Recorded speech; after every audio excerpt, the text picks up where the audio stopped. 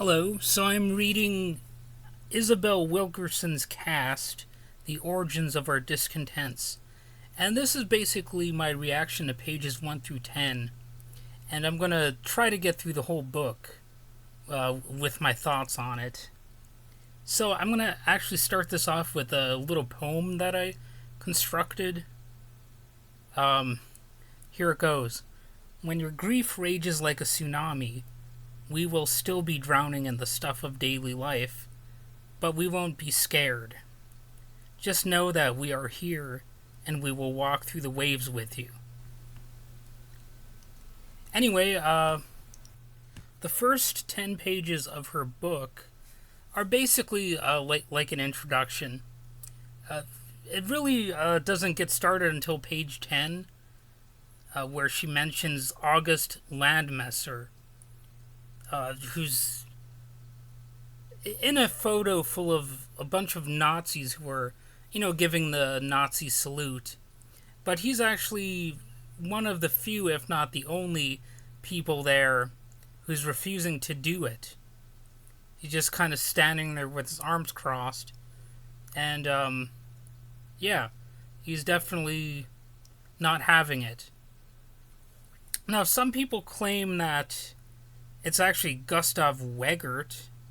I might be pronouncing that name wrong, but anyway, most commonly people think it's August Landmesser. So, my response to page 10, the first 10 pages, I think people are all semi-united in their fear of the unknown, and we've all seen danger inside all of us. The human race is kind of a scary thing, right? Our fears are easily exploited by power seekers who benefit if we blindly believe their so-called ideals, with tragic consequences like the Holocaust. I don't think much has changed over the years. Lying continues to be a respected industry, and we've never truly left behind the mentalities that brought us World War II. I know what you're possibly thinking. I don't personally remember anyone's first job being at a gas chamber, so how can all this stuff apply to me? However, atrocities definitely still happen, and we still live in a world that typically doesn't wish to acknowledge any voice from the back, let alone listen to it.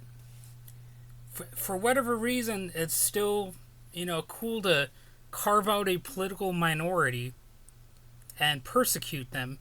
And of course, we see that a lot of the groups that are not in that minority have that persecution complex for themselves, which is definitely sort of a strange fact.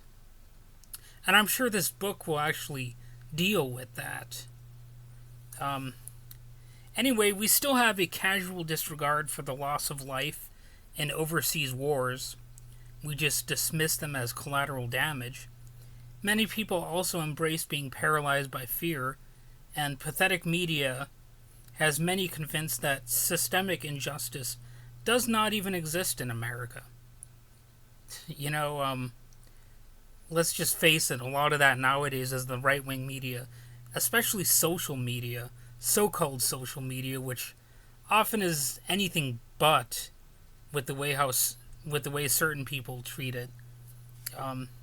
So, everyone around looks, but nobody makes a move, and they don't really look in the right places half the time.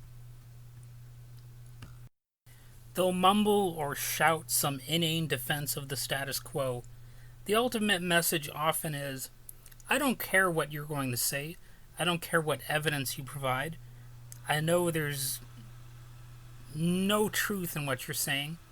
What's going on in that little head of yours is all just liberal media lies and fake news. I don't know how many times I've heard that from the Trump cult.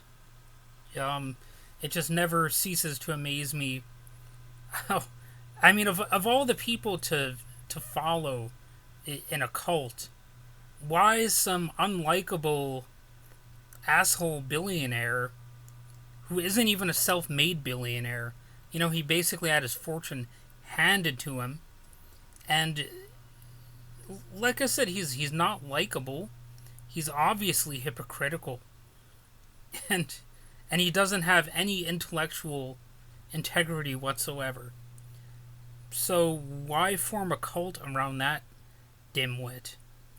But anyway, I'm getting a little bit distracted. I'll admit it. In some cases in history, it might actually be left-wing authoritarianism. So I don't want to be accused of being a partisan hack here, because, you can have far-left authoritarianism. You can have Democrats being authoritarian, neoliberalism, corporatism, whatever you want to call it. Left-wing totalitarianism can definitely exist. I'd be a fool to just pretend that it's a right-wing phenomenon. The point is, authoritarian minds lack intellectual curiosity unless they directly face an issue themselves, which often does not happen until it's too late when it comes to totalitarian systems or any type of abuse.